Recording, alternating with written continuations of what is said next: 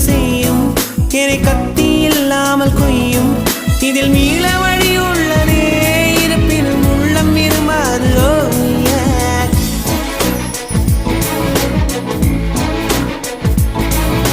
விழிகளின் அருகினில் வானம் வெகு தொலைவினில்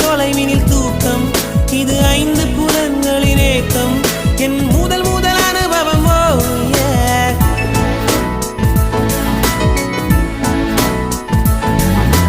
ஒலியின்றி உதடுகள் பேசும் பெரும் புயலென வெளிவரும் சுவாசம் ஒரு சுவடின்றி